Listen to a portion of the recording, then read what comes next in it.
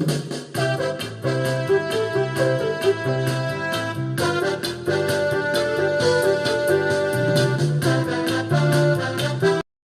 मुलांनो, तुमच्या आवडत्या संजय सरांच्या गोष्टींच्या शाळेत तुमचं मनपूर्वक स्वागत. आज आपण ऐकणार आहोत एक सुंदर प्रेरणादायी गोष्ट. चला तर मग कान देऊन ऐका आजची सुंदर गोष्ट. गोष्टीचं नाव आहे रिकामी खुर्ची. मुलांनो, शाळेत नवीन शैक्षणिक वर्ष सुरू झालं होतं. इयत्ता 5वीच्या वर्गात एक रिकामी खुर्ची होती. ती खुर्ची आकर्षक रंगाने रंगवलेली होती. रंगीबेरंगी फुलांनी सजवलेली होती. या सुंदर खुर्चीकडे बघून मुलांना आश्चर्य वाटलं. सर म्हणाले, मुलांनो, ही खुर्ची कोणत्याही विद्यार्थ्यासाठी नाही.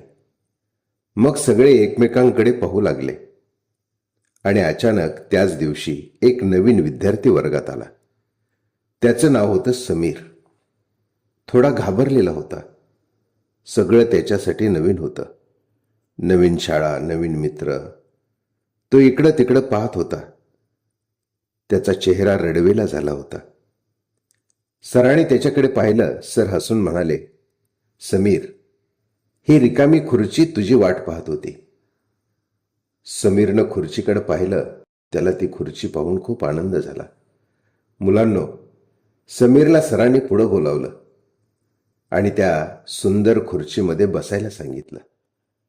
समीर खुर्चीत बसला आणि लगेच सर्व विद्यार्थ्यांनी जोरात टाळ्या वाजवल्या. मधल्या सुट्टीत सर्वांनी त्याला आपल्या सोबत खेळायला घेतलं. कोणी त्याला पुस्तक दिलं, कोणी वही दाखवली, कोणी शाळेची माहिती दिली. समीर बघता बघता शाळेमध्ये रमला. मुलांनो, शाळा सुटताना सर म्हणाले, मुलांनो, ही खुर्ची रिकामी नव्हती. ती आपल्या मनात दुसऱ्यासाठी जागा ठेवण्याची आठवण होती. मुलांनो, असं अचानक आलेल्या एखाद्या व्यक्तीचं स्वागत करा. त्याला जागा द्या. आपलं प्रेम त्याला द्या. मुलांनो, समीर सर्व मुलांमध्ये चांगलाच रमला आणि बघता बघता तो सर्वांचा आवडता झाला. सर्वांचा लाडका मित्र झाला. मुलांनो, इतरांसाठी आपल्या मनात जागा ठेवा. आपलं जग अधिक सुंदर होईल. मोठं घर असण्यापेक्षा मोठं मन असणं अधिक महत्वाचं आहे. तुमच्या मनात नेहमी दुसऱ्यासाठी एक जागा ठेवा. मुलांना गोष्टी संपतात, पण त्यातून मिळालेला विचार आयुष्यभर सोबत राहतो.